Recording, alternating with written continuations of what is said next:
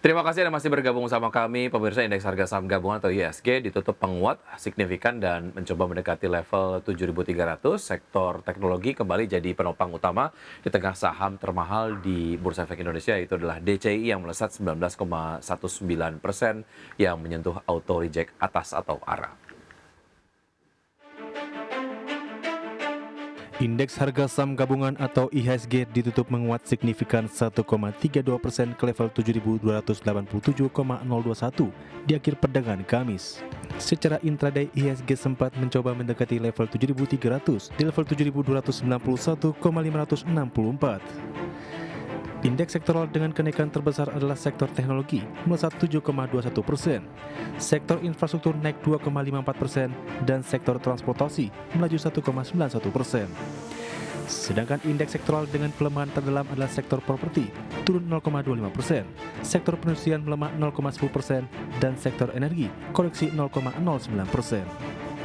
Emiten blue chip dengan kapitalisasi pasar jumbo menjadi penggerak utama laju IHSG.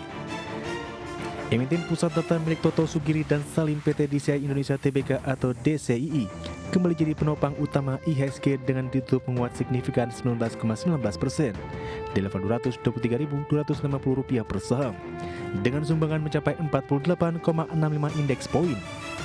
Saham PT Telkom Indonesia Persero Tbk atau Telkom melesat 4,53% ke level Rp2.770 per saham dengan sumbangsi 6,88 indeks poin. Emiten holding bisnis Prajogo Pangestu saham PT Barito Pasifik Tbk atau BRPT melesat 8,46% ke level Rp2.180 per saham, berkontribusi atas penguatan 10,64 indeks poin. Kemudian ada emiten tambang batubara Grup Sinarmas saham PT Dian Swastika Sentosa Tbk atau DSSA ditutup menguat 2,17% di level Rp66.000 per saham atau berkontribusi 5,4 indeks poin. Dan saham PT Sumber Alvarias Tijaya Tbk atau AMT ditutup menguat 5,12% di level Rp2.260 per saham dengan sumbangan 4,75 indeks poin ke IHSG. Adapun sentimen pasar di perdagangan Kamis tampaknya masih dipengaruhi efek keputusan yang tak terduga dari penurunan suku bunga Bank Indonesia 25 basis poin ke level 5,25%. Selain itu, dari eksternal data terkait update tenaga kerja Amerika Serikat serta perkembangan detail tarif Trump masih jadi fokus investor. Berbagai sumber untuk IDX Channel.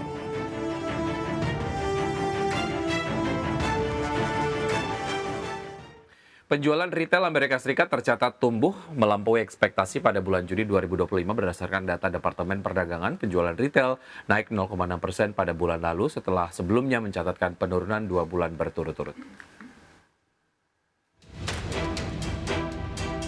Penjualan retail Amerika Serikat pulih pada Juni dengan kenaikan yang signifikan berpotensi meredakan kekhawatiran mengenai penurunan belanja konsumen. Data Departemen Perdagangan Amerika Serikat yang dirilis Kamis menunjukkan nilai pembelian retail yang tidak disesuaikan dengan inflasi naik 0,6% setelah turun pada 2 bulan sebelumnya. Angka ini melampaui hampir semua estimasi dalam survei Bloomberg terhadap para ekonom. Penjualan tidak termasuk mobil meningkat 0,5%. 10 dari 13 kategori mencatat kenaikan yang secara mengejutkan didorong oleh penjualan kendaraan bermotor yang naik setelah 2 bulan berturut-turut mengalami penurunan. Data administratif menunjukkan penjualan mobil melemah pada Juni dan harga mobil baru dan bekas turun dalam data inflasi terbaru bertentangan dengan ekspektasi para ekonom bahwa mobil akan membebani angka penjualan retail utama. Laporan ini memberikan sedikit kelegaan di tengah meningkatnya kekhawatiran tentang kesehatan konsumen. Masyarakat Amerika Serikat umumnya pesimistis terhadap ekonomi dan keuangan mereka tahun ini, karena tarif mengancam akan memperburuk krisis biaya hidup yang telah berlangsung bertahun-tahun.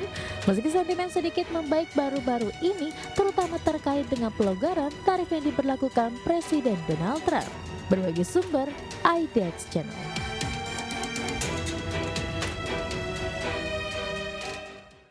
Sementara itu, ekspor Jepang turun untuk bulan kedua berturut-turut setelah Presiden Amerika Serikat Donald Trump mengumumkan tarif impor. Koreksi ekspor ini menambah resiko akan terjadi resesi teknikal di negeri Sakura.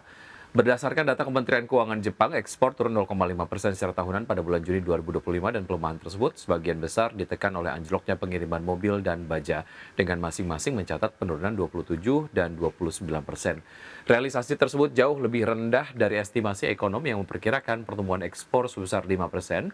Data terbaru menunjukkan pengiriman ke Amerika Serikat anjlok 11,4% pada bulan Juni yang sebagian besar mirip dengan bulan sebelumnya.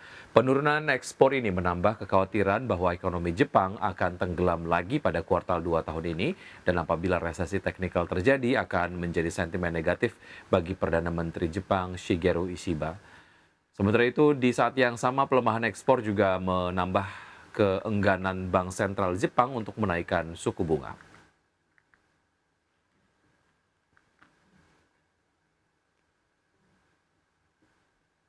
Selanjutnya dari pergerakan bursa global, pemirsa bursa Wall Street menghijau pada perdagangan di hari Kamis dengan S&P 500 dan juga Nasdaq Composite mencatat rekor penutupan tertinggi seiring investor menyebut data ekonomi seperti penjualan retail Amerika Serikat yang kembali bangkit sepanjang Juni serta laporan keuangan yang solid.